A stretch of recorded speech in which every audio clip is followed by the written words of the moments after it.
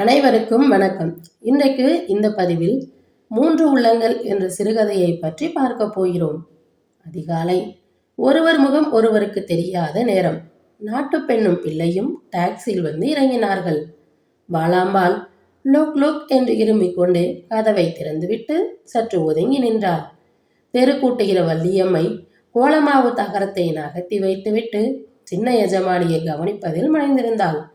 20 வருஷங்களாக களையிழந்து கிடந்த அந்த பங்களா அன்று புது அழகு பெற்று விளங்கியது. வாசலில் மாவிளை தோரணம் கட்டி கட்டுக்கட்டாக கோலம் போட்டு செம்மண்ணிட்டிருந்தாள் வள்ளியம்மை. அந்த வீட்டு பிள்ளைக்கு அவள் வைத்திருந்த பெயர் சின்னராஜா. அது ஒரு செல்ல பெயர். 4 வயது பையனாக இருந்ததிலிருந்து வேலை செய்து வருபவள் அவள். அந்த சின்னராஜாவுக்கு கல்யாணமாகி மனைவியுடன் வருகிறான் என்பது அவளுக்கு மட்டற்ற மகிழ்ச்சியை அளித்தது. நாகராஜன் மனைவி சுசீலா பரந்த நோக்கமுடையவள். படிப்பினால் கர்வமடையாமல் குடும்ப வழக்கங்களையும் பழகியிருந்தாள். மாமியாரிடம் நாட்டு பெண்ணால் நல்ல பெயர் வாங்க முடியாது என்கிற எண்ணத்தை மாற்ற முடியும் என்று கல்யாணம் நடப்பதற்கு முன்பு நினைத்திருந்தாள். அந்த வீட்டில் முதல் நுழைந்தவுடன் வாளாம்பாளின் தீக்ஷணமான பார்வை ஒரு கடம் சுசீலாவை திகைக்க வைத்தது. கூடத்தில் சென்றதும் சுசீலா பயபக்தியுடன் வாளாம்பாளுக்கு நமஸ்காரம் செய்தாள். மகாராணியாக இரு என்று கரகரத்த தொண்டையில் வார்த்தைகள் தெளிவாக வராமல் தடுமாறின. இன்னொரு ஆசீர்வாதம் செய்ய மறந்துவிட்டாய் அம்மா? 16 பெற்று பெருவாழ்வு வாழ சொல்லவில்லையே என்று கேட்டுவிட்டு நாகராஜன் ஆவல் ததுவும் கண்களுடன் சுசீலாவை பார்த்தான். சுசீலா மாமியாரை பார்த்தாள். மறுபடியும் சுட்டெரித்து விடுவது போன்ற அந்த பார்வை. தன் கண்களை வேறு பக்கம் திருப்பிக் கொண்டாள் சுசீலா.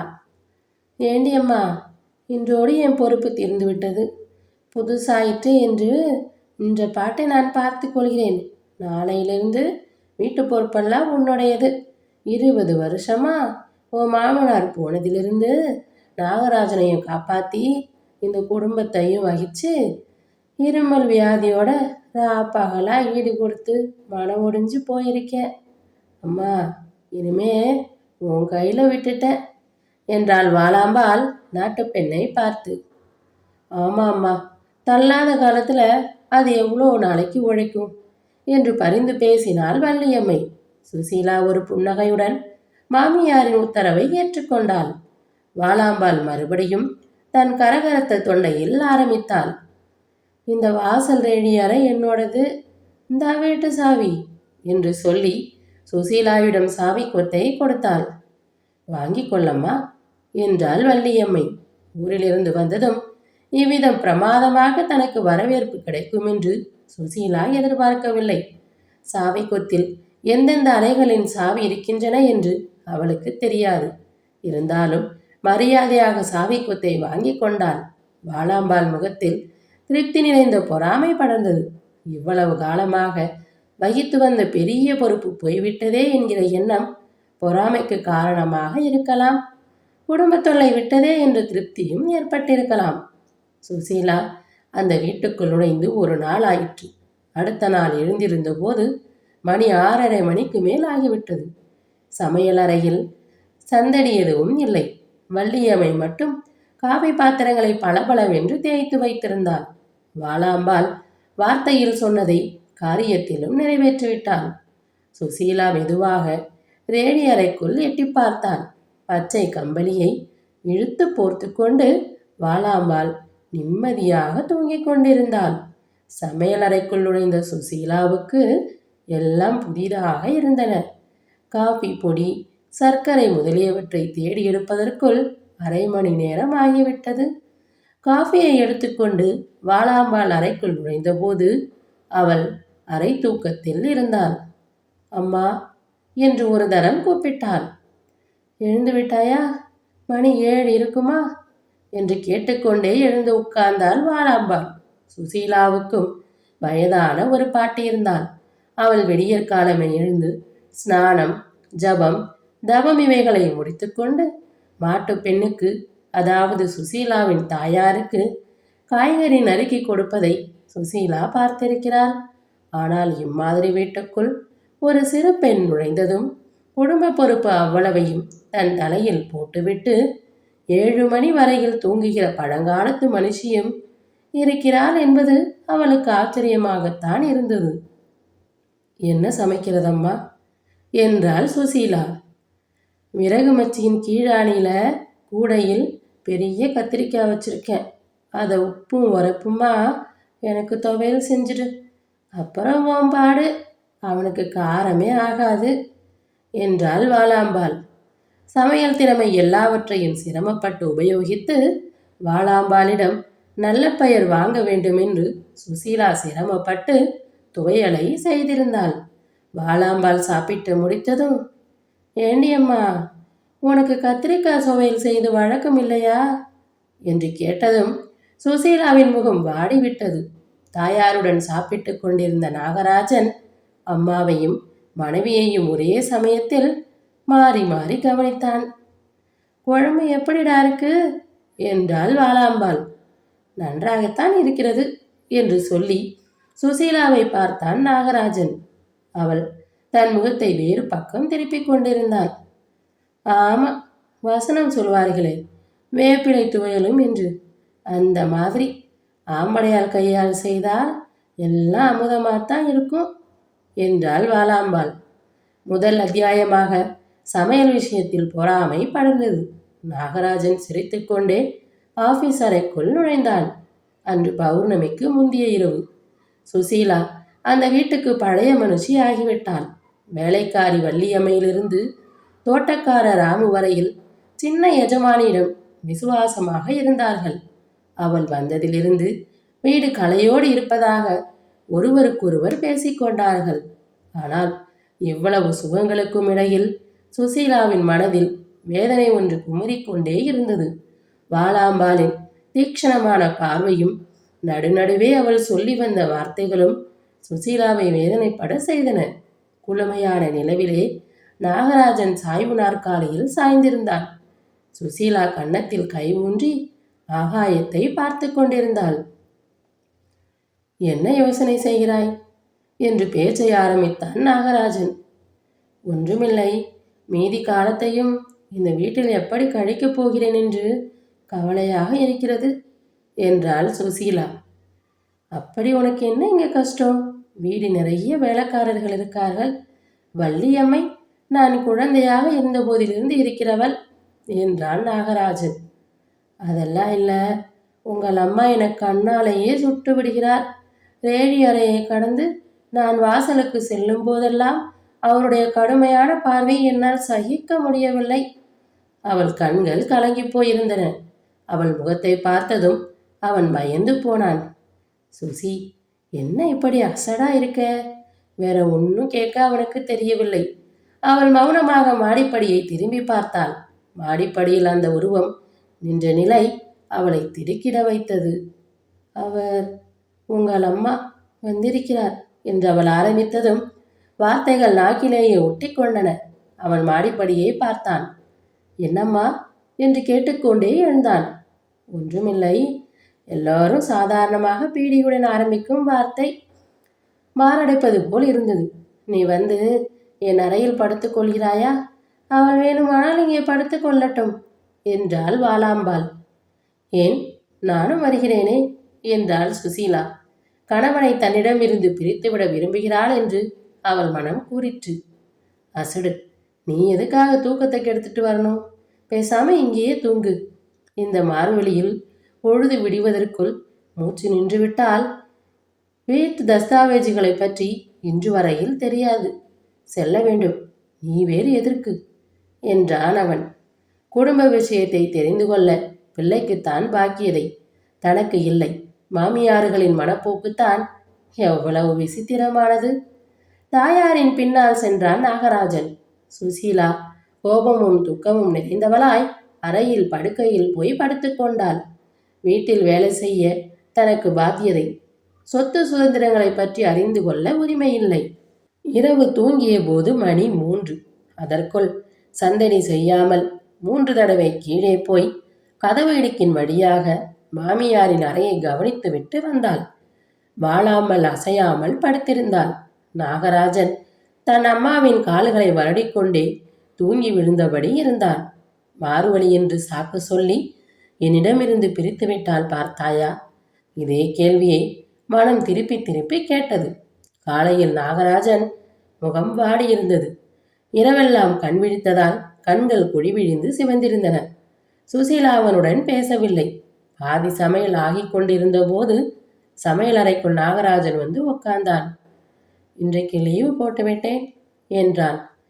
அம்மாவுக்கு பணி உடை செய்வதற்காகவா என்று கேட்டாள் சுசீலா. நாகராஜன் சிரித்து விட்டான்.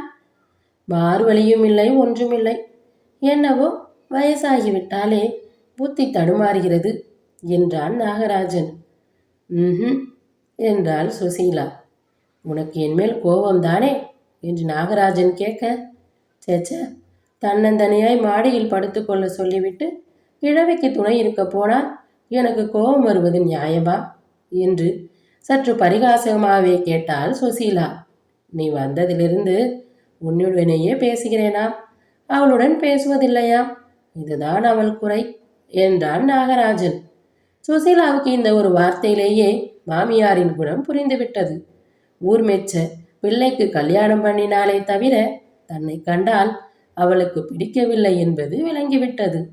சுசீலா மேலும் பேசுவாள் என்று நினைத்து சிறிது நேரம் அங்கேயே நாகராஜன் உட்கார்ந்திருந்தான். ஆனால் அவளுடைய பேச்சுக்கு மாறாக அடுப்பில் தளதளவென்கிற சத்தத்துடன் சாதம்தான் கொதித்து கொண்டிருந்தது. வாலாம்பாளுக்கு அன்று மாறுவழி வந்தது உண்மையோ இல்லையோ, அந்த சம்பவம் நடந்து ஒரு வாரத்துக்கெல்லாம் திடீரென்று குளிர்காய்ச்சல் வந்துவிட்டது. சுசீலா மனதில் இருந்த வெறுப்பையெல்லாம் அடக்கிக் கொண்டு கணவன் மனம் கோணாமல் பணிவிடை செய்தாள். வேலைக்கு வேலை மருந்து கொடுத்தாள். உடம்பு வலிக்கிறதென்று சொன்னால் உடம்பை பிடித்து விட்டாள். இவ்வளவு செய்தும் வாலாம்பாள் சில சமயங்களில் நாட்டுப்பெண்ணை வெளியே அனுப்பிவிட்டு பிள்ளையிடம் ரகசியம் பேசுவது மட்டும் அவள் மனதை புண்படுத்தியது. அம்மா என்னை வெளியே போக சொல்லிட்டு உங்களிடம் என்ன சொல்கிறார் என்று வருத்தத்தை வெளிக்காட்டிக் கொள்ளாமல் கேட்டாள் சுசீலா. என்ன சொல்கிறார்? நீ ஏன் 3/4 பங்கு என் மனதை அபகரித்து கொண்டு விட்டாயாம். அவள் இறந்து விட்டாலும் உன் வீட்டு மனுஷாருடன் அதிகம் பழக வேண்டாம் என்று சொல்கிறாள். அசட்டு மனுஷி என்றான் நாகராஜன் அலட்சியமாக. சுசீலாவுக்கு ரோசம் பொத்து கொண்டு வந்தது. வஞ்சனையையும் எண்ணத்தையும் பாருங்கள். ஏன் இந்த மனுஷிக்கு ராத்திரி பகலாக உழைக்கிறேனே, என்னை சொல்ல வேண்டும் என்றால் கண்களில் நீர் ததும்ப. போனால் போகிறது சுசீலா, இன்னும் கொஞ்ச நாளில் சாக போகிறவள், அவளுக்கு தெரிந்தது அவ்வளவுதான் என்று அவளை தேற்றினான் நாகராஜன். அவர் வஞ்சனை அவரோடு இருக்கட்டும் என்று பெருமூச்சு விட்டு கணவனின் தேர்தல் வார்த்தைகளை கொண்டு ஆறுதல் அடைய முயன்றாள் சுசீலா.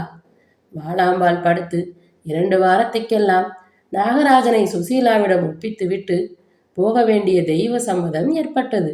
இல்லாவிடில் அந்த கிழவி இந்த தம்பதிகளின் தாம்பத்திய பாதையில் மாறாத ஒரு கசப்பை உண்டாக்கியே இருப்பாள்.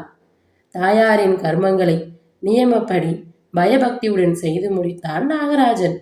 சுசீலாவும் வாலாபாலின் வஞ்சனையை பாராமல் பிதுர்கிருத்தியங்களில் சிரத்தையுடன் ஈடுபட்டாள். ஆனால் அவள் கபடமற்ற மனதினால் வாலாம்பாலின் தீக்ஷண பார்வையும் கடுஞ்சொற்களும் பதிந்து போய்விட்டன. இரவில் திடீரென்று படுக்கையில் அலறி புடைத்து கொண்டு, அதோ பாருங்கள், அம்மா குரட்டை விட மாதிரியே இல்லையா என்று நல்ல தூக்கத்தில் இருக்கும் நாகராஜனை தட்டி எழுப்புவாள். அதெல்லாம் ஒன்றும் இல்லை, தூங்கு என்று சொல்லிவிட்டு நாகராஜன் மறுபடியும் நித்திரையில் ஆழ்ந்து விடுவான். பொழுது விடிந்ததும் இரவு அவள் பயந்ததை சொல்லி பரிகாசம் செய்வான். போங்கள், உங்களுக்கு பரிகாசமாக இருக்கிறதாக்கும். ரேழி அறையில் அம்மா நடமாடுகிற மாதிரியே எனக்கு தோன்றுகிறது. அவர் இந்த வீட்டை விட்டு போகவில்லை. என்னிடம் ஏற்பட்ட சந்தேகம் அவருக்கு குறையவில்லை. உங்கள் அன்பை நான் அடைந்து விட்டேன் என்று பொறாமைப்பட்டு கொண்டே இருந்தார் என்றால் சுசீலா. அடியாசடே என்று நாகராஜனுக்கு சொல்ல தோன்றியது. அன்று அமாவாசைக்கு முந்திய தினம் சுசீலா வழக்கம்போல் சமையல் வேலைகளை முடித்துவிட்டு தெருவில் வள்ளியம்மையோடு பேசிக்கொண்டு உட்கார்ந்திருந்தாள். வாலாம்பாள் இறந்து போய் 3 மாதங்களுக்கு மேல் ஆகிவிட்டன. அம்மா, உன்னை பார்த்தால் சந்தோஷமாக இருக்குதே. தலைமுடிய எவ்வளோ நாளாச்சு என்று சந்தோஷம் துணிக்கும் குரலிலே கேட்டாள் வள்ளியம்மை. போடி, 3 மாசம்தான் ஆறுது. உடம்பு சரியா இல்லை. இந்த வீட்டில் இருக்க பிடிக்கல.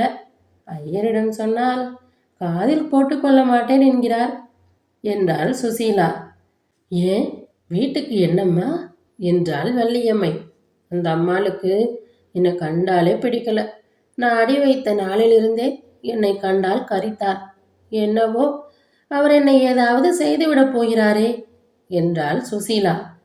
பைத்திய மாதிரி பேசுறிய அம்மா என்றாள் வள்ளியம்மாள். பைத்தியம் என்னடி, ராத்திரி ஆகிவிட்டால் மனதை என்னவோ பண்ணுகிறது.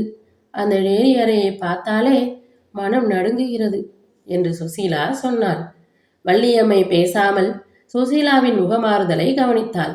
சுசீலாவின் அழகிய முகம் வெளிரி போயிற்று. கன்னத்தில் இருந்த ரத்தமெல்லாம் சுண்டிவிட்டது போல முகம் பயங்கரமாக காணப்பட்டது. அம்மா என்று ஒரு அடி முன்னால் வந்தாள் வள்ளியம்மை. சுசீலாவுக்கு தலை சுற்றியது. கண்கள் புரண்டன. திருதிருவென்று விழித்தாள். ஆயிரக்கணக்கில் வாளாம்பாளின் முகம் தோன்றி மறைவது போல் பிரம்மை தட்டியது.